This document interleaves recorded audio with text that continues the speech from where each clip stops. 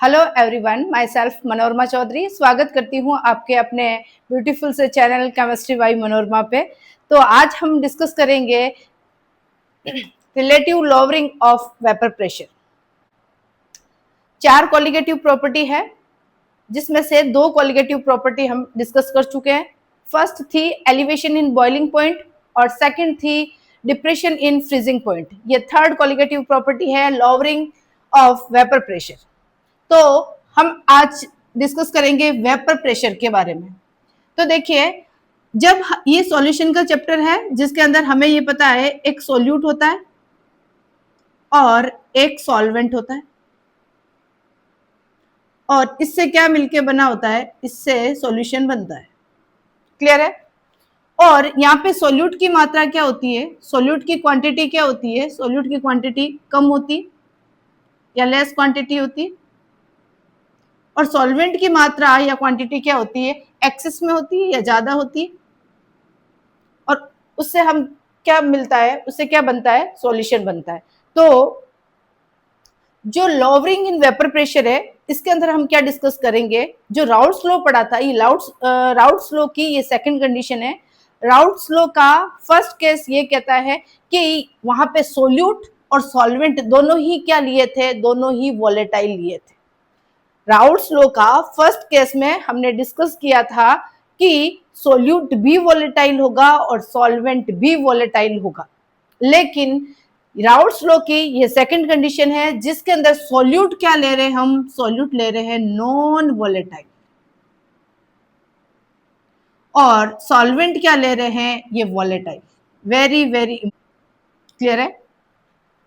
कहने का मतलब है ये वेपर प्रेशर में कमी क्यों आ रही है, लोअरिंग ऑफ वेपर प्रेशर किसकी वजह से आ रहा है, ये आ रहा है सोल्यूट की वजह से, क्योंकि सोल्यूट हमने यहाँ पे क्या लिया है, नॉन वॉलेटाइल।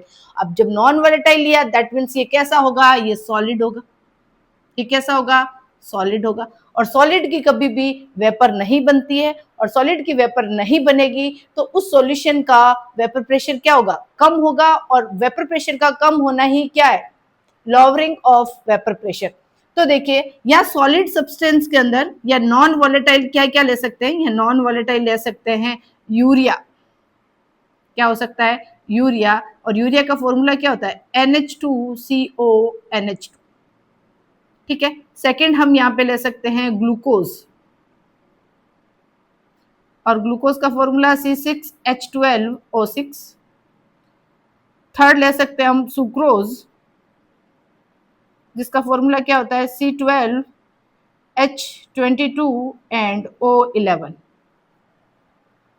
क्लियर है? ये क्या है, एक नॉन वॉलेटाइल सोल्यूट है, और जो कैसा होता है, जो सॉलिड फॉर्म के अंदर होता है। अब वॉलेटाइल सब्सटेंस हम क्या क्या ले सकते हैं, वॉलेटाइल सब्सटेंस हम H2O ले सकते हैं, है ना, मिथेनॉल ले सकते हैं, इथेनॉल ले सकते हैं, और इस तरह से बेंजीन ले सकते हैं, टोलुइन ले सकते हैं। ये सारे क्या है, ये सारे वॉलेटाइल सब्सटेंस है, और ये कैसे है, नॉन वॉलेटाइल सब्सटेंस। अब हम क्या करेंगे इसके अंदर कि जो नॉन वॉलेटाइल सोल्यूट जो है उसको किसके अंदर ऐड करेंगे, सॉल्वेंट के अंदर ऐड करेंगे, और उससे क्या बनेगा, सॉल्यूशन बनेगा। दैटाइल है, वॉलेटाइल है, वो कैसे है, सॉलिड है। ठीक है। और सॉलिड है तो सॉलिड की कभी भी वेपर नहीं बनती, सॉलिड की वेपर नहीं बनेगी, और वेपर नहीं बनेगी तो क्या उसका कोई वेपर प्रेशर होगा, नहीं होगा। वेपर नहीं बनेगी दैट मीन्स वेपर प्रेशर भी नहीं होगा। गैस होती, वेपर बोले तो गैस, तो इसका मतलब गैस ही नहीं बनेगी तो बिना गैस उस पर प्रेशर कैसे अप्लाई हुआ, सॉलिड पे तो कभी भी प्रेशर अप्लाई नहीं होता है। इसका मतलब जो नॉन वॉलेटाइल कौन है, सोल्यूट है, और नॉन वॉलेटाइल सोल्यूट की वजह से उस सॉल्यूशन की वेपर प्रेशर में क्या आएगी, कमी आएगी। लिया था जिसकी क्वांटिटी एक्सेस थी, और एक हमने सोल्यूट लिया जिसकी क्वांटिटी कम थी, और हमने क्या बना दिया, सॉल्यूशन बना दिया। तो देखिए, सॉल्वेंट जो कैसा लिया था, वॉलेटाइल, इसको नाम दे दीजिए A, और सोल्यूट को बी, और सॉल्यूशन क्या हो जाएगा ए प्लस बी। क्लियर है? इसका मतलब यहां पे एक वॉलेटाइल सब्सटेंस है, ठीक है, ए,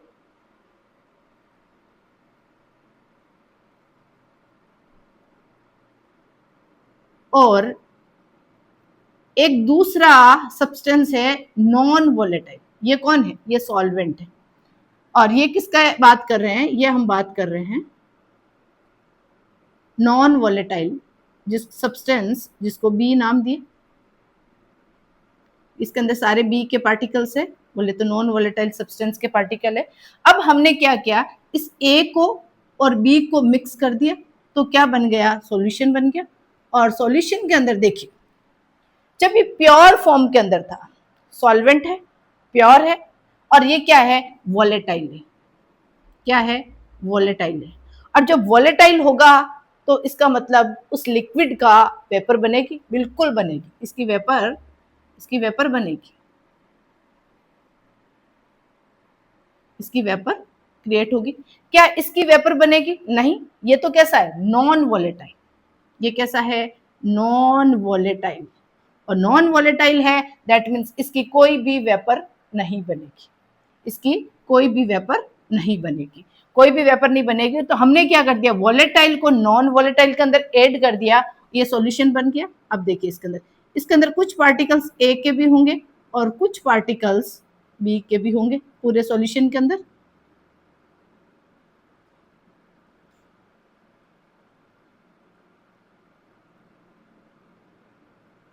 अब इसको ध्यान से समझिएगा कि जो ए है, जो सॉल्वेंट है, जो प्योर है, जो वॉलेटाइल है, उसकी वेपर बन रही। तो इसकी वेपर बनेगी तो इसका प्रेशर भी एक क्रिएट होगा, एक वेपर प्रेशर भी बनेगा, बिल्कुल। नॉन वॉलेटाइल एक सॉलिड है, तो सॉलिड की कभी वेपर नहीं बनती, और हमने इन दोनों को मिक्स कर दिया। अब देखिए, अब कंपेरेटिवली ए पार्टिकल ही तो क्या बनाएंगे? ए पार्टिकल ही तो वेपर बनाएंगे, उसी का तो वेपर प्रेशर होगा। इसका मतलब यहाँ पे एक्चुअल में बी, यहाँ पहले कौन था? यहाँ पे जो सॉल्वेंट था उसके अंदर सारे पार्टिकल्स ए थे और सबकी क्या वेपर बन रही थी। अब देखिए, ए की वेपर बन रही है, बी की नहीं बन रही। इसका मतलब इस सरफेस को 50% किसने कवर कर लिया? 50% सोल्यूट ने कवर किया, 50% सॉल्वेंट ने किया।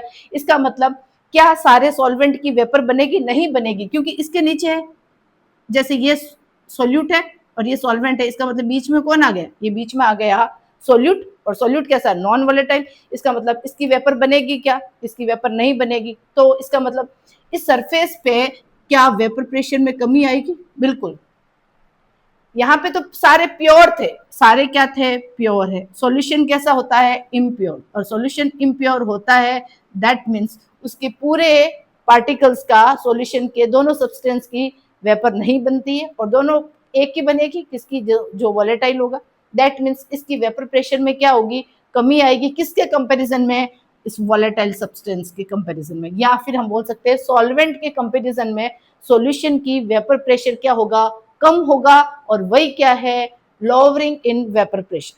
किसकी कंपेरिजन में? सॉल्यूशन है, ठीक है। अब देखिए, ये जो सॉल्वेंट है वो प्योर है, वो वॉलेटाइल है, उसकी पूरे की 100% वेपर बनती है। तो इसको इंडिकेट किससे करते हैं? पी नॉट के। इसे इंडिकेट करते हैं पी नॉट से। पी नॉट बोले तो प्योर की वेपर। क्लियर है?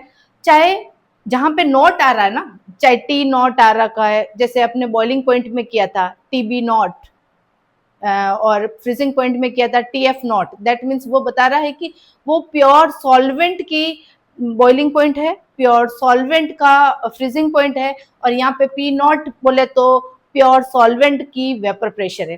पी नॉट क्या है? ये है सॉल्वेंट की vapour pressure, vapour pressure of pure substance. और यह सब्सटेंस क्या ले रहे हैं हम? सॉल्वेंट। क्या ले रहे हैं? Solvent. Vapour pressure of pure substance, और प्योर सब्सटेंस बोले तो सॉल्वेंट, ठीक है। इसकी क्या कोई वेपर बन रही? इसकी कोई वेपर नहीं बन रही है। दैट मीन्स यहाँ पे ये क्या है? पी जो सॉल्यूशन है। अब क्या सॉल्यूशन के अंदर बी की ए और बी मिक्स है, लेकिन सिर्फ वेपर किसकी बन रही है, एक की बन रही है, लेकिन ये सॉल्यूशन है, ये इम्प्योर है, तो यहाँ पे हम इस वेपर को बोलेंगे Pa। और Pa क्या है, ये सॉल्यूशन की वेपर है, किसकी, vapour pressure of solution. Clear है? यहां तक मेरे हिसाब से सारी चीजें आपको समझ में आ गई होगी। देखो चीजें रटना नहीं, रटोगे तो दिक्कत आएगी। बस इतना सा समझिएगा कि जो वॉलेटाइल है, वॉलेटाइल का मतलब वो उड़ेगा, उसकी वेपर बनेगी, दैट मीन्स वो सॉल्वेंट लिया है। सॉल्यूट हमने यहाँ पे लिया है सॉलिड, और सॉलिड की कभी कोई वेपर नहीं बनती। कहने का मतलब है कि वो नॉन वॉलेटाइल है तो उसकी वेपर नहीं बनेगी। और जिस सॉल्यूट और सॉल्वेंट को ऐड करेंगे सॉल्यूशन बनेंगे, और सॉल्यूशन के अंदर सिर्फ वेपर किसकी बनेगी, सॉल्वेंट की ही वेपर बनेगी। वो जो वेपर बनेगी ये वेपर प्रेशर ऑफ सॉल्यूशन है, और इसको पार्शियल प्रेशर ऑफ सॉल्यूशन भी बोल सकते हैं। क्लियर है? अब यहाँ पे क्या चीज है कि जो पी नॉट ए है, ये पी नॉट ए है क्योंकि ये किसकी बात कर रहा है, सॉल्वेंट की बात कर रहा है। तो जो सॉल्यूशन की वेपर प्रेशर बन रहा है वो सॉल्वेंट के वेपर प्रेशर से क्या है, कम है। दैट मीन्स क्या लिखेंगे, P vapor pressure of solvent is greater than vapor pressure of solution। Very very important कि जो सॉल्वेंट की वेपर प्रेशर है वो ज्यादा होगी किसकी कंपैरिजन में, सॉल्यूशन के वेपर प्रेशर। ये आपको चीज क्लियर हो जाना चाहिए। देखो सॉलिड है तो सॉलिड की कोई वेपर नहीं बनेगी। अब P naught A greater than P A, addition of non volatile solute vapour pressure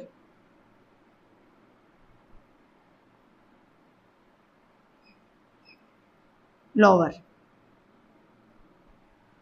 ये चीज ये बता रहा है, ठीक है, कि ये पी नॉट किसकी है, सॉल्वेंट की, इसकी वेपर ज्यादा बनेगी, सॉल्यूशन की कम बनेगी। उसका कारण क्या है कि नॉन वॉलेटाइल सोल्यूट को हमने सॉल्वेंट के अंदर ऐड कर दिया तो इसकी वेपर प्रेशर में कमी आएगी। सॉल्यूशन बनाया हमने, सॉल्यूशन बनाया जिसके अंदर सोल्यूट के पार्टिकल भी है और सॉल्वेंट के पार्टिकल्स भी है, ठीक है। और इसकी जो वेपर बन रही, और इस वेपर को हमने क्या बोला था, सॉल्यूशन की वेपर, जिसको क्या बोला जाता था, जिसको क्या बोला गया है, पार्शियल प्रेशर। क्या बोला, पार्शियल प्रेशर।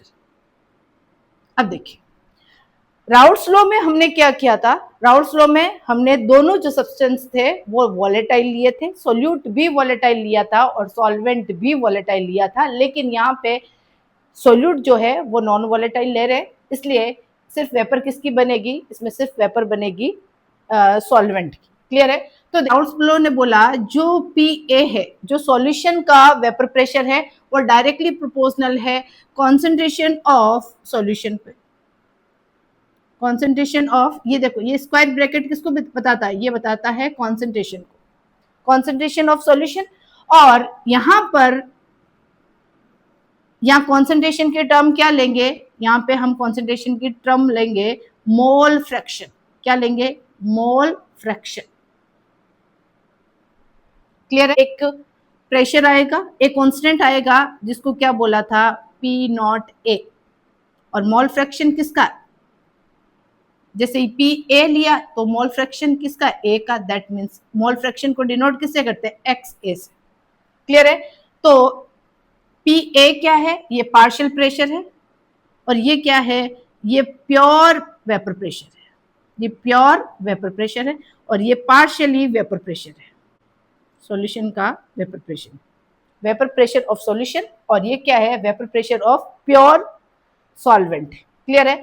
तो P A equal to P naught A X A, P A directly proportional to X A, और जैसे ही प्रोपोर्शनलिटी कांस्टेंट हटा एक कांस्टेंट क्रिएट हुआ, और ये है पी नॉट ए। क्लियर है? ये क्या है, मोल फ्रैक्शन। हमने ये बोला था कि किसी भी कोई भी सॉल्यूशन बनाओ, उसके अंदर चाहे कितने भी सब्सटेंस लो, उनका टोटल मोल फ्रैक्शन कितने के इक्वल होता है, टोटल मोल फ्रैक्शन जो होता है 1 के इक्वल होता है। अब यहाँ पे हमने बाइनरी सॉल्यूशन लिया, एक ही सोल्यूट लिया और एक ही क्या लिया, सॉल्वेंट लिया।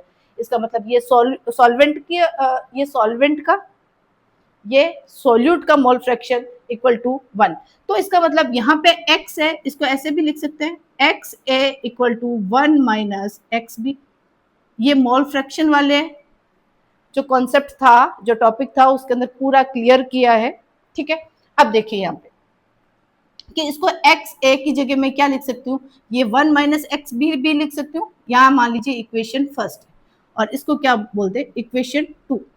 तो इक्वेशन टू पुट इन 1, तो क्या लिखेंगे, P A equal to P naught A 1 minus X B. Clear है, एक्स ए की जगह क्या लिख दिया, 1 माइनस एक्स बी। ठीक है, इसको सॉल्व करते हैं, p बराबर P naught A minus P naught A X B. Clear है, और इसको हम और कैसे लिख सकते हैं कि P naught A X B equal to P naught A minus P naught A minus P A. Clear है कि हमने क्या किया, P naught A X B क्या हो गया, ये प्लस का साइन है पी नॉट ए और ये प्लस का है, ये इधर आएगा तो किस में चला जाएगा, माइनस के अंदर। तो इसको हम इस टर्म में लिख सकते, हम ऐसे लिख सकते हैं कि X B equal to P naught A minus P A divided by, अब P naught A minus P A divided by P naught A, ऐसे भी लिख सकते हैं। अब देखिए ये एक्चुअल में क्या बता रहा है, इसको समझिए। ये बता रहा है P naught X B equal to P naught A, इसका मतलब किसकी वेपर ज्यादा, सॉल्वेंट की वेपर ज्यादा, प्योर की वेपर ज्यादा, उसमें से माइनस किसका किया, सॉल्यूशन की वेपर को। दैट मीन्स ये जो डिफरेंस आया है, ये जो डिफरेंस आया है प्रेशर का, इसको क्या बोलते हैं, लोवरिंग इन वेपर प्रेशर। इसको किसको क्या बोला जाएगा, lowering in vapour pressure. Clear है, किसके रेस्पेक्ट में आया, किसके रेस्पेक्ट में आया, सॉल्वेंट के रेस्पेक्ट में आया। किसके रेस्पेक्ट में देख रहे हैं हम, सॉल्वेंट के रेस्पेक्ट में देख रहे हैं। दैट मीन्स इसको क्या बोला जाएगा, इसको बोला जाएगा रिलेटिव लोवरिंग वेपर प्रेशर। ये एक्चुअल में आपका ये कॉन्सेप्ट है, रिलेटिव लोवरिंग वेपर प्रेशर। ये है रिलेटिव लोवरिंग वेपर प्रेशर, किसके कंपैरिजन में, सॉल्वेंट के कंपैरिजन में। कितनी चेंजेस आया, कितनी कमी आई, ये कमी, ये लोवरिंग है, किसके रिलेटिव, पी नॉट ए बोले तो प्योर के रेस्पेक्ट में ये डिफरेंस आया। ये क्या है, मोल फ्रैक्शन एक्स बी। तो फाइनल रिजल्ट क्या बोल सकते हैं हम, equal to P naught A minus P A divided by P naught A, किसके रेस्पेक्ट में, किसके रिलेटिव, पी नॉट ए के रिलेटिव। दैट मीन्स ये क्या है, प्योर के रेस्पेक्ट में, प्योर वेपर प्रेशर बोले तो सॉल्वेंट के रेस्पेक्ट। क्लियर है, यहां पर आपको बहुत अच्छे से क्लियर हो जाना चाहिए, बहुत अच्छे से समझ में आ जाना चाहिए कि ये सारा गेम जो है वो सॉल्वेंट के रेस्पेक्ट में देख रहे। अब ये कौन है, एक्स बी, ये है मोल फ्रैक्शन ऑफ बी। कौन था, किसको लिया था, बी, सोल्यूट का लिया था, mole fraction of solute. Clear है, अब क्या होता है मोल फ्रैक्शन, आपको पहले भी बताया था कि मोल फ्रैक्शन, पहले मोल देखते हैं कि मोल क्या होता है, आपको समझाया था, अब तो इतना ज्यादा देखने की जरूरत नहीं है। ये given mass upon molecular mass of solute, यही होता है मोल। और हमने मोल को किससे रिप्रेजेंट किया, एन से रिप्रेजेंट किया। तो एक्स बी क्या है, जिसका फाइंड आउट करते हैं उसके मोल को ऊपर रखते हैं, डिवाइडेड बाय टोटल मोल्स। या फिर हम ऐसे लिख सकते हैं कि moles of solute upon moles of solute plus moles of solvent. और ये क्या बन गया, N A plus N B, ये क्या बना, सॉल्यूशन। ठीक है, तो इसको इस तरह से भी लिख सकते हैं कि N B upon N total equal to P naught A minus P A divided by P naught A. Very very important, यह है relative lowering of vapour pressure. Clear हो गया होगा मेरे हिसाब से, कोई डाउट नहीं। लॉवरिंग इन वेपर प्रेशर है वो एक कॉलिगेटिव प्रॉपर्टी है। कैसी प्रॉपर्टी है? Colligative property. कहने का मतलब है कि डिपेंड कर रहा है कि आपने सोल्यूट कितना ऐड किया। जितना ज्यादा उस सॉल्वेंट के अंदर सोल्यूट ऐड करोगे तो क्या होगा? सोल्यूट ज्यादा होगा तो वो सॉल्यूशन कैसा होगा? उसका कॉन्सेंट्रेशन बढ़ेगा, कॉन्सेंट्रेटेड होगा वो सॉल्यूशन। और वो सॉल्यूशन जितना ज्यादा कॉन्सेंट्रेटेड होगा, क्या उसकी वेपर उतनी बनेगी? नहीं, उसकी वेपर उतनी ज्यादा कम होगी। दैट मीन्स ये डिपेंड कर रहा है कि कितने नंबर ऑफ सोल्यूट आपने उस सॉल्वेंट के अंदर ऐड किया है, कितने नंबर ऑफ सोल्यूट उस सॉल्वेंट के अंदर ऐड किया है। जितने ज्यादा ऐड करोगे उसकी वेपर प्रेशर उतना कम आएगा। इसका मतलब ये नंबर ऑफ सोल्यूट पे डिपेंड कर रहा है? बिल्कुल कर रहा है। इसका मतलब क्या सोल्यूट के नेचर पे डिपेंड कर रहा है? बिल्कुल डिपेंड नहीं कर रहा।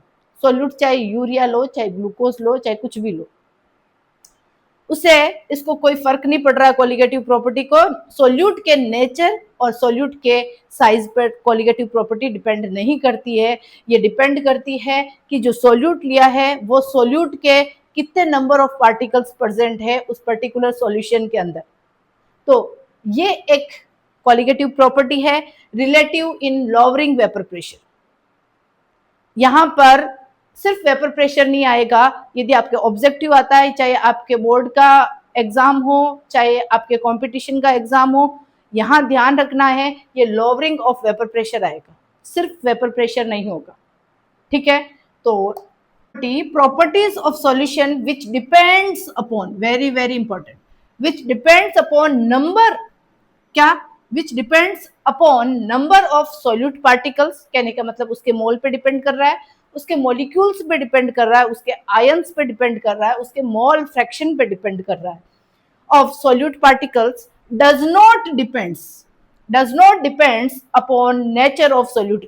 सोल्यूट के नेचर पे, या फिर ऐसे लिख सकते हैं does not depends upon nature of solute, nature and size of solute. Nature के, जो सोल्यूट के नेचर पे और सोल्यूट की साइज पे डिपेंड नहीं करता है, और यही क्या है? कोलिगेटिव प्रॉपर्टी है। ठीक है, तो इसका मतलब हम ये लिख सकते हैं X B equal to P naught A minus P A upon P naught A. ठीक है, ये क्या है? रिलेटिव लॉवरिंग वेपर प्रेशर, इसको बोला गया है RLVP, relative lowering in vapour pressure. ये आपका कोलिगेटिव, ये थर्ड कोलिगेटिव प्रॉपर्टी थी जिसको हमने कंप्लीट कर लिया है। अब नेक्स्ट कोलिगेटिव प्रॉपर्टी जो है वो है ऑस्मोसिस या ऑस्मोटिक प्रेशर। क्लियर है? तो आई होप आपको समझ में आ गया होगा। आप पेन कॉपी लेकर बैठिए, चीजों को करिए, चीजों को समझिए। ये शॉर्ट टाइम के लिए मत पढ़िएगा, शॉर्ट टाइम के लिए ये सब चीजें, शॉर्ट वाली चीजें थोड़े टाइम के लिए सुकून देती है, लेकिन इस तरह से पढ़ना है ताकि आपको लाइफ टाइम वो चीज याद रहे एक कॉन्सेप्ट के साथ। ऑस्मोटिक प्रेशर, कोलिगेटिव प्रॉपर्टी उस प्रॉपर्टी को कहते हैं जिसके अंदर सॉल्यूट और सॉल्वेंट दोनों से मिलकर एक सॉल्यूशन बनता है। एक सॉल्यूट होता है और एक क्या होता है? सॉल्वेंट होता है, और इससे क्या मिलके बनता है? सॉल्यूशन बनता है। क्लियर है? इसका मतलब जो सॉल्यूट के पार्टिकल्स है, ये सॉल्यूट जो कोलिगेटिव प्रॉपर्टी होती है वो सॉल्यूट के पार्टिकल्स पे, बोले तो नंबर ऑफ पार्टिकल्स पे डिपेंड करती है। किस पे? Number of particles, number of particles of solute. Solute के कितने नंबर ऑफ पार्टिकल्स है उस पर डिपेंड करती है। ये किस पे डिपेंड नहीं करती है? उसके नेचर पे और उसकी साइज पे। सॉल्यूट के नेचर पे डिपेंड नहीं करती है और सॉल्यूट के साइज पे भी डिपेंड नहीं करती है। ये किस पे डिपेंड करती है? नंबर ऑफ पार्टिकल्स पे डिपेंड करती है, और यही कोलिगेटिव प्रॉपर्टी है। क्लियर है? इससे पहले हमें पढ़ना पड़ेगा ऑस्मोसिस। क्या पढ़ना पड़ेगा? ऑस्मोसिस। और ऑस्मोसिस पढ़ने से पहले एक और चीज पढ़नी पड़ेगी, उसको क्या बोलते हैं? डिफ्यूजन। क्या बोलते हैं? डिफ्यूजन। डिफ्यूजन का हिंदी में बोला जाता है विसरण। डिफ्यूजन का क्या मीनिंग होता है? डिफ्यूजन का मतलब ये होता है कि जैसे हम घर के अंदर अगरबत्ती जलाते हैं, घर के अंदर सब्जी बनाते हैं, तो उसकी सुगंध पड़ोसी तक जाती, अगरबत्ती की सुगंध पड़ोसी तक जाती, और मान लीजिए आपके पड़ोसी से बन नहीं रही और आप ये नहीं चाहते हो कि ये अच्छी वाली खुशबू मेरे पड़ोसी के पास जाए, क्या आप उस खुशबू को रोक सकते हो? नहीं। इसका मतलब उसकी स्मेल को आप नहीं, एक फिल्टर नहीं लगा सकते हो कि एक बाउंड्री तय नहीं कर सकते कि उधर नहीं जाएगी। आप किसी और चीज को बाउंड कर सकते हो, लेकिन जो गैसियस पार्टिकल्स है उसके अंदर आप कोई बाउंड्री तय नहीं कर सकते। दैट मीन्स विसरण में क्या होता है या डिफ्यूजन के अंदर क्या होता है कि इसका मूवमेंट चारों तरफ होता है, ठीक है। लेकिन हम यदि ऑस्मोसिस और डिफ्यूजन के अंदर यदि डिफरेंस बताएं तो समझिए, इसके अंदर डिफ्यूजन और ऑस्मोसिस के अंदर क्या डिफरेंस है इसको समझिएगा। कि एक कंटेनर लिया, इसके अंदर एक सॉल्यूशन लिखा, सॉल्यूशन ए, और एक दूसरा सॉल्यूशन लिया है, सॉल्यूशन बी, ठीक है। ये सॉल्यूशन एक कॉन्सेंट्रेटेड सॉल्यूशन लिया, कैसा? कॉन्सेंट्रेटेड सॉल्यूशन लिखा। और एक सॉल्यूशन लिया, उसका नाम क्या है? Concentrated solution. दूसरा सॉल्यूशन हमने लिया है डाइल्यूट सॉल्यूशन, कैसा? Dilute solution. कॉन्सेंट्रेटेड सॉल्यूशन का मतलब क्या है कि नंबर ऑफ सोल्यूट पार्टिकल्स क्या होंगे?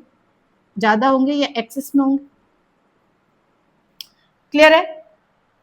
लेकिन यदि डाइल्यूट लिखा है, इसका मतलब क्या होगा? सॉल्वेंट जो होगा वो एक्सेस अमाउंट में होगा। किस में होगा? एक्सेस अमाउंट में कौन होगा? सॉल्वेंट होगा। अब देखिए कि जो डिफ्यूजन है वो, उसका डिफ्यूजन हो चाहे ऑस्मोसिस हो, उसका फ्लो कैसा होता है? उसका फ्लो होता है हाई टू लो। कैसा होता है? फ्लो कैसे होता है? हाई टू लो, ठीक है। High concentration to low concentration. अब किसके रेस्पेक्ट में बोल रहे हैं? देखिए, जो सॉल्यूशन ए है वो कैसा सॉल्यूशन है? Concentrated solution. तो कॉन्सेंट्रेटेड सॉल्यूशन के अंदर किसकी कॉन्सेंट्रेशन ज्यादा होगी? सॉल्यूट की होगी। इसका मतलब यदि हाई कॉन्सेंट्रेशन किसके रेस्पेक्ट में? सॉल्यूट के रेस्पेक्ट में। किसके रेस्पेक्ट में? सॉल्यूट। कैसा? सॉल्यूट का मोमेंट कैसा होगा? हाई किधर है? एक ए साइड, और लो किधर है? B side. इसका मतलब सॉल्यूट का जो मोमेंट है वो सॉल्यूशन ए टू सॉल्यूशन क्या होगा? बी होगा। अब देखिए, हम यहाँ पे किसकी बात करेंगे? यदि डाइल्यूट सॉल्यूशन के अंदर, तो उसके अंदर कौन ज्यादा होगा? सॉल्वेंट ज्यादा होगा। तो सॉल्वेंट की कॉन्सेंट्रेशन किधर ज्यादा है? सॉल्वेंट की कॉन्सेंट्रेशन किधर ज्यादा है? मतलब सॉल्वेंट किधर ज्यादा है? सॉल्वेंट है डाइल्यूट सॉल्यूशन की तरफ। डाइल्यूट सॉल्यूशन कौन है? बी। इसका मतलब बी टू ए किसका फ्लो होगा? सॉल्वेंट का फ्लो होगा। क्लियर है? मतलब सॉल्वेंट क्या होगा? जहां सॉल्वेंट की मात्रा ज्यादा, हाई, और वो किधर मूव करेगा? लो की तरफ। इसका मतलब डिफ्यूजन के अंदर सोल्यूट और सॉल्वेंट दोनों का मूवमेंट पॉसिबल है। मतलब सोल्यूट भी इस यहां से यहां जा सकता है, और सॉल्वेंट भी मतलब अपनी दूसरे सॉल्यूशन की तरफ जा सकता है। क्लियर है? इसका मतलब दोनों का फ्लो हो रहा है। किसका? सोल्यूट का फ्लो भी हो रहा है, सॉल्वेंट का फ्लो भी हो रहा है। इसका मतलब यहाँ पे जो मेम्ब्रेन है, या तो ये बोल सकते हैं कि इसमें कोई मेम्ब्रेन नहीं होती है ना, डिफ्यूजन में अंदर कोई मेम्ब्रेन नहीं होती, ठीक है। लेकिन यहाँ पे हमने सॉल्यूशन को सेपरेट किया, तो ऐसी मेम्ब्रेन ले ली जिसका कोई मतलब नहीं है, जिसका कोई मतलब नहीं है, या वो सस्ती सी मेम्ब्रेन ले ली। क्लियर है? जिसके अंदर सब आर पार हो सकता है, ठीक है। ओके, तो डिफ्यूजन के लिए हम क्या लिख सकते हैं? अब इसके अंदर डिफ्यूजन किसको बोलेंगे कि डिफ्यूजन क्या बोलते हैं? Movement of any substance. किसी भी सब्सटेंस का मूवमेंट हो सकता है from two region of their higher concentration to lower concentration. अब देखिए, सोल्यूट का जो फ्लो होगा वो किधर होगा? सोल्यूट का जो फ्लो होगा वो होगा solution A to solution B. यही होगा कि सोल्यूट का जो फ्लो होगा सॉल्यूशन ए से सॉल्यूशन बी की तरफ होगा। सॉल्यूशन ए में कॉन्सेंट्रेशन किसकी ज्यादा है? सोल्यूट की कॉन्सेंट्रेशन ज्यादा है, तो ऑब्वियसली सोल्यूट का फ्लो होगा। तो यहां हम लिख सकते हैं higher concentration of solute to lower concentration of solute. ठीक है, सोल्यूट का फ्लो कहाँ होगा, हायर कॉन्सेंट्रेशन ऑफ सोल्यूट, जहां सोल्यूट की कॉन्सेंट्रेशन ज्यादा है उससे कम की तरफ होगी। अब हम क्या लिख सकते हैं सॉल्वेंट के रेस्पेक्ट में, ये कैसे करेगा, ये सॉल्यूशन बी से सॉल्यूशन ए की तरफ करेगा, बिल्कुल। सॉल्वेंट का फ्लो कैसे होगा, बी से ए की तरफ होगा।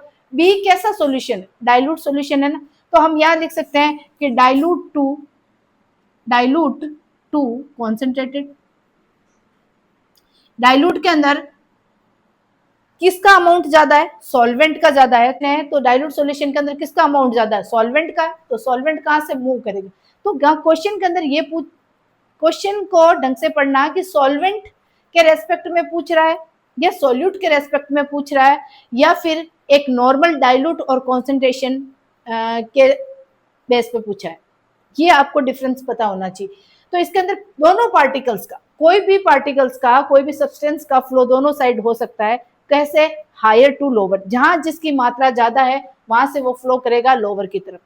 ठीक है, और यहाँ पे सोल्यूट कैसा कर रहा है कि concentrated solution to dilute solution, और सॉल्वेंट का मूवमेंट कैसा हो रहा है, यहाँ पे हम लिख सकते हैं कि डाइल्यूट टू कॉन्सेंट्रेटेड सॉल्यूशन।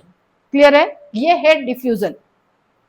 अब डिफ्यूजन और ऑस्मोसिस में क्या डिफरेंस है, इसको समझिएगा आप।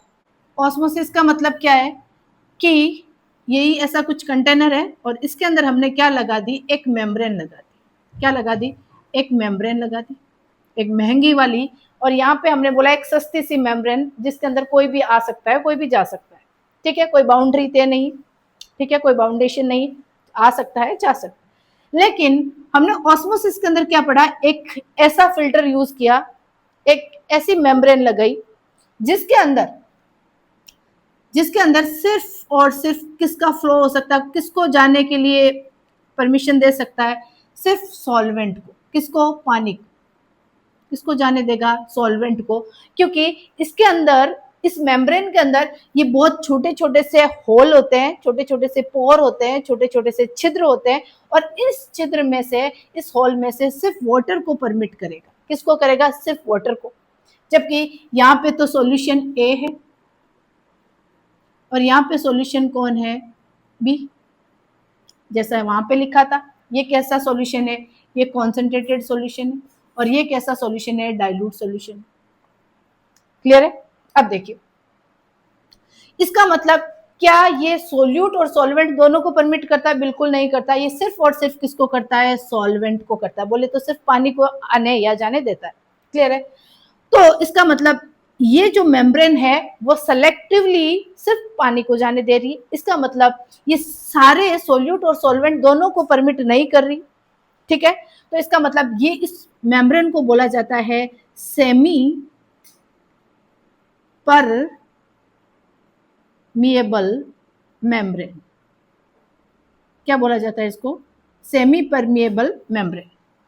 क्लियर है, और इसको एनसीईआरटी के अंदर आपको एसपीएम दे रखा है। एसपीएम का मतलब है सेमी परमिएबल मेम्ब्रेन, मतलब ये सेलेक्टिवली परमिट करती, और किसको परमिट करती है, सिर्फ सॉल्वेंट को करती। ठीक है, और ये सॉल्यूशन कैसा है, डाइल्यूट सॉल्यूशन। ये कैसा सॉल्यूशन है, कॉन्सेंट्रेटेड सॉल्यूशन है, जैसा यहाँ पे लिखा था। इसका मतलब ये सिर्फ किसका फ्लो होने देगी, सिर्फ वाटर का फ्लो होगी। किसका फ्लो होने देगी, सिर्फ वाटर का फ्लो होने देगी। इसका मतलब वाटर का अमाउंट इधर ज्यादा है, सॉल्वेंट की मात्रा इधर ज्यादा है, क्योंकि ये कैसा है, डाइल्यूट है। इसका मतलब ये सिर्फ और सिर्फ सॉल्वेंट को जाने देगी। मतलब ये बी सॉल्यूशन है, B2A, सिर्फ और सिर्फ वाटर के मॉलिक्यूल्स को जाने देगी। कहां से, जहां वाटर की कॉन्सेंट्रेशन ज्यादा है और सॉल्यूट की कॉन्सेंट्रेशन कम है। इसका मतलब हम ये बोल सकते हैं, इस सॉल्वेंट के रेस्पेक्ट में तो ये बोल सकते हैं कि जहां वाटर का अमाउंट ज्यादा है और फ्लो कहां से होगा, जहां वाटर का अमाउंट कम है। या फिर दूसरे तरीके से ये बोल सकते हैं कि जो सॉल्वेंट का फ्लो कैसे होगा, डाइल्यूट टू कॉन्सेंट्रेटेड सॉल्यूशन की तरफ होगा। क्लियर है, तो दोनों में डिफरेंस क्या हो गया, देखिए यहाँ पे फिल्टर जो लगाया था वो नाक के बराबर, बोले तो सबको परमिट कर रहा है, तो वो फिल्टर नहीं, पहली बात तो ये चीज है। ठीक है, दोनों को परमिट कर रहा है, और ये दोनों को परमिट नहीं कर रहा है। ये सिर्फ और सिर्फ किसको परमिट कर रहा है, सॉल्वेंट को। बोले तो वाटर के मॉलिक्यूल्स को ही आने जाने दे रहा है। सेकंड चीज है कि यहाँ पे साधारण फिल्टर था, सस्ता सा फिल्टर था, यहाँ पे महंगा फिल्टर है जिसको क्या बोला जाता है, सेमी परमिएबल मेम्ब्रेन। मतलब ये सिलेक्टिवली सॉल्वेंट के मोलिक्यूल्स को ही आने दे रहा। उसका कारण क्या है कि इसके अंदर बहुत छोटे छोटे से छिद्र है जिसमें सिर्फ वाटर का जो साइज होता है उस साइज को ही परमिट करता है। दैट मीन्स ये सेमी परमिएबल मेम्ब्रेन। और यहाँ पे किसका फ्लो हो रहा है, सॉल्वेंट का फ्लो हो रहा है। कैसा हो रहा है, डाइल्यूट टू कॉन्सेंट्रेटेड सॉल्यूशन। कैसा हो रहा है, डाइल्यूट टू कॉन्सेंट्रेटेड सॉल्यूशन। अब देखिए ये सेमी परमिएबल मेम्ब्रेन है, ये आर्टिफिशियल भी हो सकती है और बोले तो मैन मेड भी हो सकती है और नेचुरल भी हो सकती है। तो सेमी परमिएबल मेम्ब्रेन जो है, मेम्ब्रेन है, ये एनिमल सेल की भी बनी होती है, एनिमल सेल की भी बनी हुई होती। और दूसरी ये सेल्फेन की भी बनी हुई होती है। और एक होती है इसमें कॉपर फेरोसाइनाइड, इसकी भी बनी होती है, कॉपर फेरोसाइनाइड की भी बनी होती है सेमी परमिएबल मेम्ब्रेन। और एक सेलुलोज एसीटेट की भी बनी हुई होती है। यहाँ से क्वेश्चन आपका बनता है जो सेमी परमिएबल मेम्ब्रेन है वो किसकी बनी हुई हो सकती है, वो एनिमल सेल की भी बनी हो सकती है, वो सेलफोन की भी बनी हो सकती है, और वो कॉपर फेरोसाइनाइड की भी बनी हो सकती है। ये थोड़ी सी महंगी आती है, ये सिर्फ वाटर के मॉलिक्यूल को परमिट करती है। और यही डिफरेंस है ऑस्मोसिस के अंदर और डिफ्यूजन। और इसके अंदर जो वाटर का फ्लो है, जो ऑस्मोसिस है उसके अंदर वाटर का फ्लो कब तक होगा, वाटर का फ्लो तब तक होगा जब तक सॉल्यूशन ए और सॉल्यूशन बी की कॉन्सेंट्रेशन दोनों की इक्वल नहीं हो जाए, जब तक वाटर का फ्लो होगा। फ्लो यही क्या मतलब, फ्लो कैसे होता है, हाई टू लो, इसका मतलब ज्यादा से कम। तो कब तक होगा, जब तक दोनों का जो कॉन्सेंट्रेशन है वो इक्वल हो जाए, या दोनों की कॉन्सेंट्रेशन क्या हो जाए, सेम हो जाए, तभी तो फ्लो रुकेगा। कोई भी चीज का फ्लो कब तक होता है, जब तक डिफरेंस होता है। जब डिफरेंस खत्म हो जाता है तो फ्लो होना बंद हो जाता है। क्लियर है। इसका मतलब क्या है, osmosis do not permit movement of solute particles. Solute particles के मूवमेंट को परमिट नहीं करता है, ओनली और ओनली ये सॉल्वेंट के जो पार्टिकल्स होता है उसके मूवमेंट को परमिट करता है। Until concentration is same on the both side. इसका मतलब किसी भी सॉल्वेंट का फ्लो कब तक होगा, जब तक दोनों साइड कॉन्सेंट्रेशन इक्वल नहीं हो जाए। थर्ड है, सॉल्वेंट का जो फ्लो होगा वो lower concentration of solution to higher concentration of solution होगा। दैट मीन्स ये डाइल्यूट टू कॉन्सेंट्रेटेड होगा, ये वाटर का फ्लो है। तो ये है ऑस्मोसिस। क्लियर है। Osmotic pressure. और यहां अब हम हमारे टॉपिक पर आए हैं कि पहले हमने ऑस्मोसिस पढ़ा, ऑस्मोसिस पढ़ने के लिए जरूरी था डिफ्यूजन, तो सबसे पहले डिफ्यूजन पढ़ा, डिफ्यूजन से ऑस्मोसिस पढ़ा, और ऑस्मोसिस से हमने क्या पढ़ा, ऑस्मोटिक प्रेशर। अब देखिए कि एक साइड हम लेंगे सॉल्यूशन और एक साइड लेंगे हम सॉल्वेंट। क्या लेंगे, सॉल्वेंट।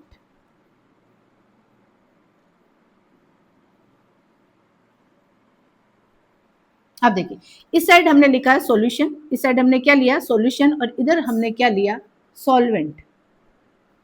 क्या लिया है, सॉल्वेंट। क्लियर है। अब देखिए, और यहाँ पे हमने जो एनसीईआरटी के अंदर जैसा डायग्राम बता रखा है, और इस साइड हमने क्या लगा दिए यहाँ पे, सेमी परमिएबल मेम्ब्रेन, जिसके अंदर छोटे छोटे क्या है, होल है। ठीक है।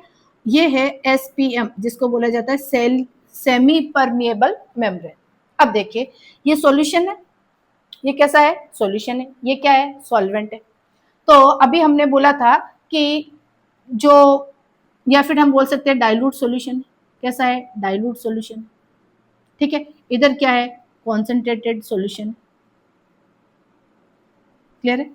तो वाटर का फ्लो कैसे हो रहा था, वाटर का फ्लो कैसे हो रहा था, वाटर का फ्लो हो रहा था ऐसे, dilute solution to concentrated solution. ये ए है और ये बी है, तो यहां से लिखा है ए से बी में किसको परमिट कर रहा है, ये वाटर को कर रहा है, बोले तो सॉल्वेंट को कर रहा है।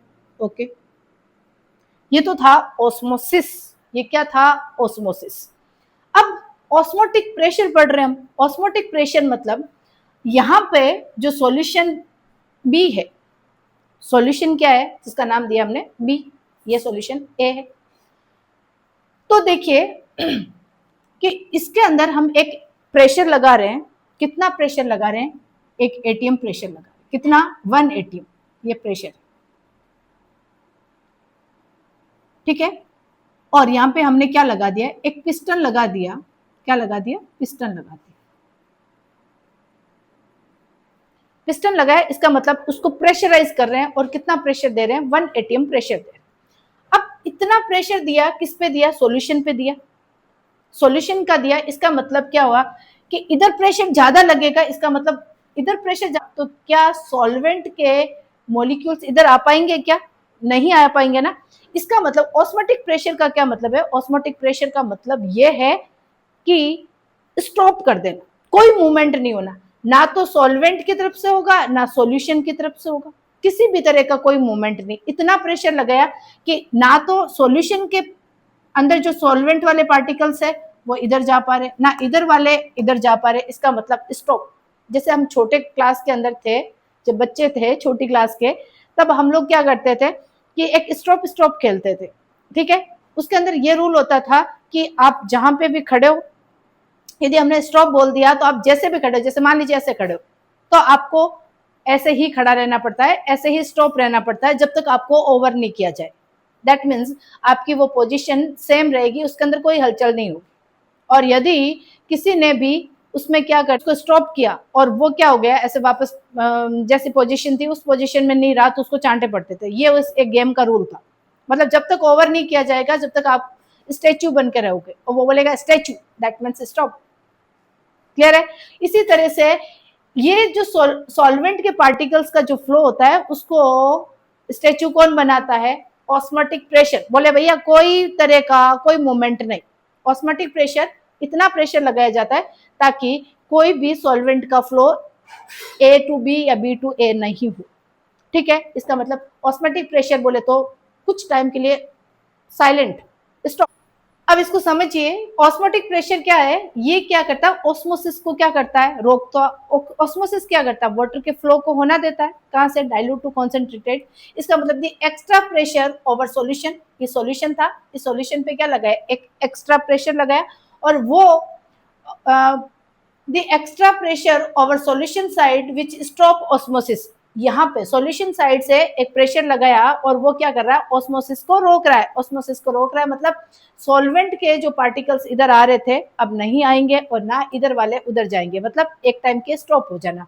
इसका मतलब क्या लिखते हैं, the net movement of solvent molecules from solvent to solution can stopped by applying some extra pressure over solution.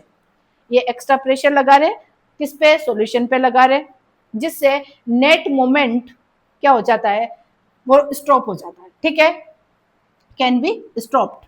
मतलब ये है ऑस्मोटिक प्रेशर। अब यहां से ऑस्मोटिक प्रेशर जो कहां पे, ऑस्मोटिक प्रेशर को किससे रिप्रेजेंट कर रहे हैं, पाई से रिप्रेजेंट कर रहे हैं। इसका मतलब ये ऑस्मोटिक प्रेशर कैसा है, कॉलिगेटिव प्रॉपर्टी। कैसे प्रॉपर्टी है, कॉलिगेटिव प्रॉपर्टी है। इसका मतलब ये किस पे डिपेंड कर रहा है, ये डिपेंड कर रहा है कॉन्सेंट्रेशन पे। किस पे डिपेंड कर रहा है, कॉन्सेंट्रेशन पे डिपेंड कर रहा है। और कॉन्सेंट्रेशन की यहाँ पे जो टर्म लेंगे वो लेंगे मोलेरिटी। क्या लेंगे, मोलेरिटी, जिसको किससे दिखाते हैं, कैपिटल एम से। ये आपको क्लियर होना चाहिए। और देखो जो हमने पढ़ा है एलिवेशन इन बॉइलिंग पॉइंट और डिप्रेशन इन फ्रीजिंग पॉइंट, वो डायरेक्टली प्रोपोर्शनल है मोलेरिटी के। क्यों, वहां पे एक कांस्टेंट टेम्परेचर पे बात कर रहे थे, एक फिक्स उनका टेम्परेचर होता है जहां पे वो फ्रीज होता है या बॉइल होता है। लेकिन यहाँ तो जो प्रेशर है, ऑस्मोटिक प्रेशर है, वो डायरेक्टली प्रोपोर्शनल होता है टेम्परेचर के। कहने का मतलब जितना ज्यादा टेम्परेचर बढ़ाओगे प्रेशर उतना क्रिएट होगा। इसका मतलब टेम्परेचर क्या हो रहा है, चेंज हो रहा है, टेम्परेचर अपना इफेक्ट दिखा रहा है। और आपको पता है मोलरिटी कैसी टर्म है, मोलरिटी है वेट बाय वॉल्यूम परसेंटेज, और weight by volume percentage temperature से अफेक्ट होती है। इसलिए हम यहाँ पे मोलरिटी लेते हैं, ना कि मोलरिटी। इसको बहुत अच्छे से समझना। अब देखिए इसका मतलब ये हुआ कि जो ऑस्मोटिक प्रेशर है, पाई जो है या पी जो है, वो डायरेक्टली प्रोपोर्शनल किसके है, मोलरिटी और टेम्परेचर के साथ। जैसे ही डायरेक्टली प्रोपोर्शनलिटी का, जैसे ही ये डायरेक्टली प्रोपोर्शनल है, प्रोपोर्शनलिटी कांस्टेंट यहां से हटेगा, प्रोपोर्शनल डायरेक्टली प्रोपोर्शनल है, और जैसे ही ये प्रोपोर्शनल का साइन हटेगा वहां पे एक क्या आएगा, एक कांस्टेंट आएगा, और उस कांस्टेंट को क्या बोला है, आर, सोल्यूबिलिटी कांस्टेंट, या फिर इसको बोल सकते हैं gas constant. R is a gas constant, और ये गैस कांस्टेंट किसके इक्वल है, यहाँ पे सोल्यूबिलिटी कांस्टेंट, सोल्यूबिलिटी कांस्टेंट के। क्लियर है? अब देखिए, अब मोलरिटी क्या होती है, मोलरिटी होती है वे given mass of solute divided by molecular mass of solute into 1000 divided by volume of solution, किसके अंदर, ml के अंदर। और यदि हम इसको करना चाहें ग्राम अपॉन मोलिकुलर मास, यदि इसको लीटर में लेना चाहें तो यहाँ क्या हो जाएगा, volume of solution in litre. ये आपको मोलरिटी के अंदर अच्छे से समझा दिया गया, यदि समझ में नहीं आया तो उस वीडियो को देखिए, मोलरिटी मोलरिटी वाली को। क्लियर है? अब ग्राम अपॉन मोलिकुलर मास किसका है, सॉल्यूट का है, तो ये क्या है, ये है मोल, इसको क्या बोला जाता है, मोल। क्लियर है? तो हम इसको ऐसे लिख सकते हैं, और मोल को रिप्रेजेंट किससे करते हैं, ऐसे। तो मोलरिटी मोल, और यहाँ क्या ले रहे हैं, वॉल्यूम ऑफ सॉल्यूशन, तो यहाँ पे क्या करेंगे, वॉल्यूम किसका, सॉल्यूशन का। किसका ले रहे हैं, वॉल्यूम किसका ले रहे हैं, सॉल्यूशन का ले रहे हैं, किस में ले रहे हैं, लीटर में ले रहे हैं। क्लियर है? तो यहाँ पे ये मोलरिटी की जगह ये लिख सकते हो कि pi equal to R into mole upon volume into T. अब देखिए, इसको हम क्रॉस मल्टीप्लिकेशन करें हैं तो पाई वी, ये आ जाएगा पाई किससे इंटू हो जाएगा, वी से, और ये क्या term, R into N into T. इसका मतलब पाई क्या है, प्रेशर ही तो है, PV equal to N R T तो हुआ, जो अभी तक आप रट रहे थे इतने टाइम तक। ये देखिए, प्रेशर वॉल्यूम के इनवर्सली है बट टेम्परेचर के डायरेक्टली प्रोपोर्शनल है। ये चीज आपको यहाँ क्लियर हो जाना चाहिए। ये आपकी लास्ट ऑस्मोटिक प्रेशर की जो फॉर्मूला है, पीवी इक्वल टू एनआरटी, यहाँ से आपका फॉर्म। ठीक है? तो इसको हम ऐसे लिख सकते हैं क्या, ये आप इसको नोट डाउन कर लीजिएगा। इसका मतलब हम ऐसे लिखते हैं कि पीवी इक्वल टू, ऐसे लिख सकते हैं ग्राम अपॉन मॉलिकुलर मास, है ना, ये लिख सकते हैं N is mole into R gas constant, और टी इज टेम्परेचर, और टेम्परेचर हम किस में लेंगे, यहाँ पे केल्विन में। किस में लेंगे, केल्विन में। क्लियर है? अब देखिए, ऐसे भी लिख सकते हैं इसको, और ये क्या, वॉल्यूम है सॉल्यूशन का। दूसरी चीज इसको समझिए, पीवी इक्वल टू ये एन आर टी है। यदि यहां से सबसे ज्यादा और इंपॉर्टेंट क्वेश्चन क्या है, गैस कांस्टेंट की आपको यूनिट पूछ सकते हैं। तो देखिए, हमें आर फाइंड आउट करना, तो आर फाइंड आउट करना तो क्या लिखेंगे, पीवी, और इसके साथ में जो भी जुड़ा हुआ है वो कहाँ जाएगा, डिवाइड में जाएगा, तो एन, और ये हो गया टी। अब देखिए, प्रेशर की यूनिट होती है एटीएम के अंदर ले रहे तो एटीएम, 1 एटीएम। ठीक है? वॉल्यूम किस में ले रहे हैं, हमने मोलरिटी के अंदर लीटर में लिया था, तभी तो यहाँ 1000 नहीं लिख रहे हैं, लीटर में लिया, तो यहाँ पे प्रेशर की यूनिट एटीएम। ओके, और वॉल्यूम किस में ले रहे हैं, लीटर के अंदर। एन क्या है, मोल है। ठीक है? टी क्या है, टेम्परेचर है, जो किस में ले रहे हैं, केल्विन में ले रहे हैं। इसका मतलब जो ये आर है वो क्या है, एटीएम लीटर मोल इनवर्स, ऊपर जाएगा तो इनवर्स में आ जाएगा, और केल्विन इनवर्स। अब यहाँ पे याद रखना है कि एटीएम के अंदर गैस कांस्टेंट की वैल्यू क्या होगी। ठीक है? इसकी वैल्यू याद रखनी पड़ेगी 0.0821 ATM litre mole inverse kelvin inverse, ये है गैस कांस्टेंट की वैल्यू। ठीक है? यहाँ से क्वेश्चन, न्यूमेरिकल क्वेश्चन बहुत अच्छे बनते हैं। ठीक है?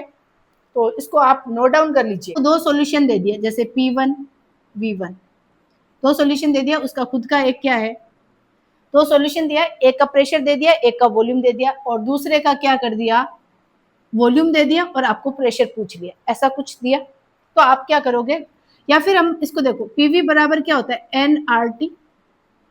ठीक है? तो मोल से मोल कट जाता है, गैस कांस्टेंट सबका बराबर होता है, टेम्परेचर भी यहाँ से कैंसिल आउट हो जाता है। इसका मतलब वेरी कौन करता है, P1 V1, मतलब दो सॉल्यूशन है, एक का प्रेशर P1 है और दूसरे उस एक सॉल्यूशन 1 है और ये सॉल्यूशन 2 है। सॉल्यूशन 1 का प्रेशर P1 है, वॉल्यूम V1 है। सॉल्यूशन बी का P2 है और V2 है। मान लीजिए किसी एक का प्रेशर नहीं दिया, मान लीजिए P2 का प्रेशर पूछ लिया आपको न्यूमेरिकल क्वेश्चन में, तो आप क्या करोगे, P2 equal to P1 upon V1 upon ये क्या हो जाएगा V2। इस तरह से मान लीजिए V1 पूछ लिया तो V1 क्या होगा, V1 बराबर P2 V2 अपॉन P1। ये आपके क्वेश्चन पे डिपेंड करता है कि क्वेश्चन में कौन से डाटा पूछा है, क्या कौन सी टर्म पूछी, क्लियर है। तो ये आपका हो गया ऑस्मोटिक प्रेशर। सॉल्वेंट का फ्लो कहां से हो रहा था, lower concentration to higher concentration, higher concentration, ठीक है।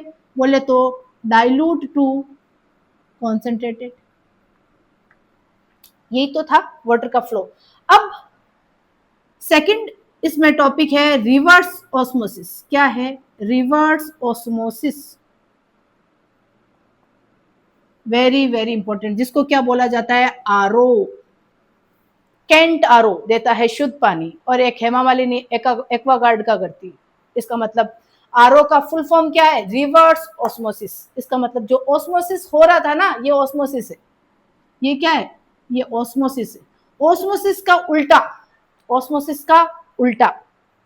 तो इसका मतलब अब वाटर का फ्लो कैसे होगा, अब वाटर का सॉल्वेंट का फ्लो होगा कॉन्सेंट्रेटेड टू डाइल्यूट, और वो क्या है, आरओ, और ये क्या है, ऑस्मोसिस।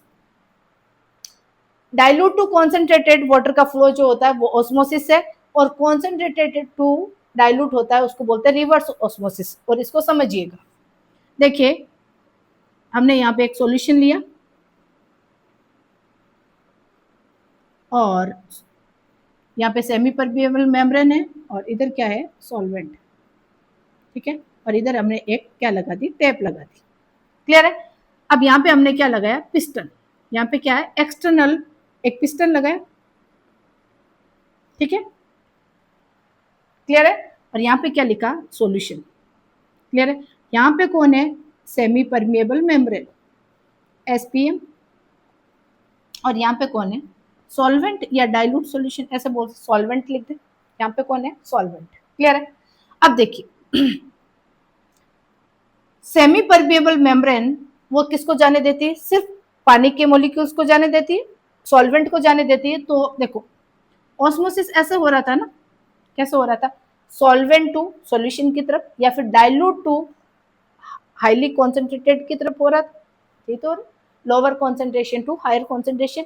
और लोअर कॉन्सेंट्रेशन किसकी होती, किसके, सॉल्यूट के रेस्पेक्ट में होती, किसकी होती है, लोअर कॉन्सेंट्रेशन डाइल्यूट की होती है। इसका मतलब अब ये तो कह रहा है कि जो ऑस्मोसिस हो रहा है उसका जस्ट उल्टा, इसका उल्टा, इसका मतलब तो अब फ्लो कैसे होगा, ऐसे होगा। बोले तो कॉन्सेंट्रेटेड सॉल्यूशन टू डाइल्यूट, ये कॉन्सेंट्रेटेड सॉल्यूशन, ये कैसा है, डाइल्यूट है। इसका मतलब अब वाटर का फ्लो तो सॉल्वेंट का ही होगा, किसका होगा, सॉल्वेंट का ही होगा। क्यों, सेमी परमिएबल मेम्ब्रेन सिर्फ परमिट किसको करती है, सॉल्वेंट को परमिट करती है, सॉल्यूट को परमिट नहीं करती।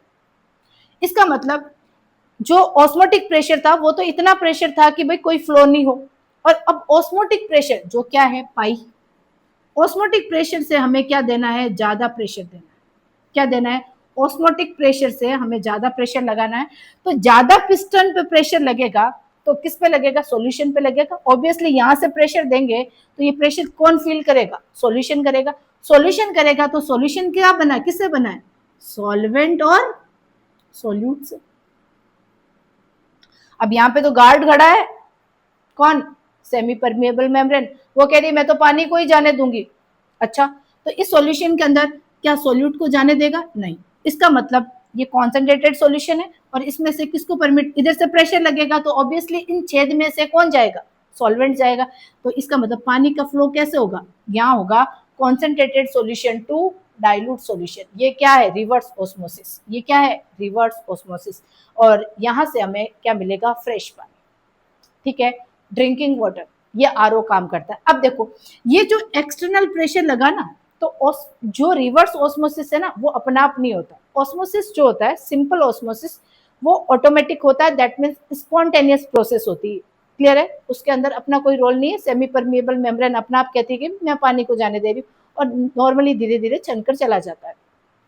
लेकिन आपको पता है कि जब घरों के अंदर आरओ लगा हुआ होता है तो उसको करंट से डायरेक्ट उसको जोड़ना पड़ता है, दैट मीन्स वो करंट क्या करती है, वो प्रेशर क्रिएट करती है। और किस पे?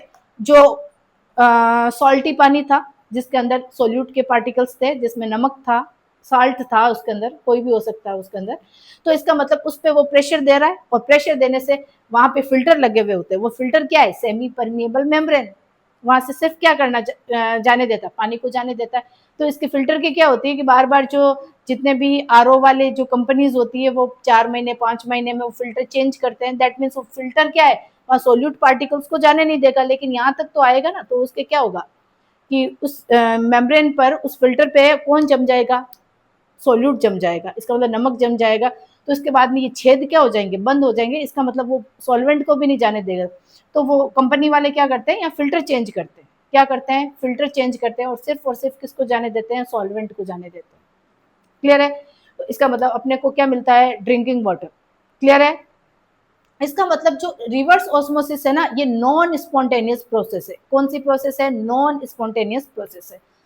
अब जो सलाइनेशन एक प्रोसेस होता है जिसके अंदर सी वाटर जो होता है, समुद्री पानी जो खारा होता है, जिसके अंदर सॉल्ट होता है, और उस पानी को हमें पीने योग्य पानी बनाना है, बोले तो ड्रिंकिंग वाटर बनाना है, ठीक है, शुद्ध पानी बनाना है, तो वहां पे क्या काम आता है? Reverse osmosis. क्लियर है? तो रिवर्स ऑस्मोसिस के बारे में हम क्या लिखेंगे? इसका मतलब रिवर्स ऑस्मोसिस कैसा है? नॉन स्पॉन्टेनियस प्रोसेस है। ये अपना आप नहीं होगा, दैट मीन्स यहाँ पे एक्सटर्नल एजेंट की जरूरत पड़ेगी। और एक्सटर्नल जो एजेंट है वो कौन है? वो करंट है, जिसके थ्रू हम उसको क्या कर रहे हैं? प्रेशराइज कर रहे हैं। तो ऑस्मोसिस इज स्टॉप्ड। इसका मतलब ऑस्मोसिस का जस्ट उल्टा होगा, ऑस्मोसिस को रोक देगा। और if we apply more pressure on solution side piston से प्रेशर ज्यादा लगाएंगे और पिस्टन से प्रेशर ज्यादा लगाएंगे तो सॉल्यूशन के अंदर जो प्रेजेंट सॉल्वेंट है वो कैसे मूव करेंगे? Higher concentration to lower concentration. Clear है? तो वो क्या है? ऑस्मोसिस है। कौन सा ऑस्मोसिस? Reverse osmosis. ऑस्मोसिस का जस्ट उल्टा। अब देखो, डिसलाइनेशन का मतलब क्या होता है कि रिमूवल ऑफ साल्ट। जो समुद्र वाला पानी है, खारा पानी है, वहां पे इस प्रोसेस को बोला जाता है कि यदि सी वाटर है और सी वाटर को रिवर्स ऑस्मोसिस के थ्रू हम ड्रिंकिंग वाटर बना रहे हैं, फ्रेश वाटर बना रहे हैं, तो उस प्रोसेस को बोला जाता है डिसलाइनेशन। और डिसलाइनेशन का मतलब है रिमूवल ऑफ साल्ट। इसका मतलब साल्ट को रिमूव करना और उस सॉल्यूशन में से फ्रेश वाटर को बाहर निकालना ही क्या कहलाता है? Reverse osmosis. तो आज आपके ये चारों कोलिगेटिव प्रॉपर्टीज कंप्लीट हो चुकी है। और इन चारों कोलिगेटिव प्रॉपर्टी में से सिर्फ और सिर्फ क्या? ऑस्मोटिक प्रेशर जो है वो मोलरिटी के डायरेक्टली प्रोपोर्शनल होता है। इसके अलावा तीनों कोलिगेटिव प्रॉपर्टी जो है वो मोलरिटी और मोल फ्रैक्शन से रिलेटेड है, दैट मीन्स वो टेम्परेचर से अफेक्ट नहीं होती, ये टेम्परेचर से अफेक्ट होती। ठीक है? तो अच्छे से पढ़िएगा, कोलिगेटिव प्रॉपर्टी में से क्वेश्चन आता है, चाहे बोर्ड की क्लासेस हो चाहे कॉम्पिटिशन की क्लासेस हो। ठीक है? चाहे कॉम्पिटिशन हो, चाहे नीट का हो, चाहे आईआईटी का हो, चाहे फर्स्ट ग्रेड हो, चाहे सेकंड ग्रेड हो। तो अच्छे से पढ़िएगा, मस्त रहिएगा, स्वस्थ रहिएगा और देखते रहिएगा आपका अपना खूबसूरत सा चैनल केमिस्ट्री बाई मनोरमा।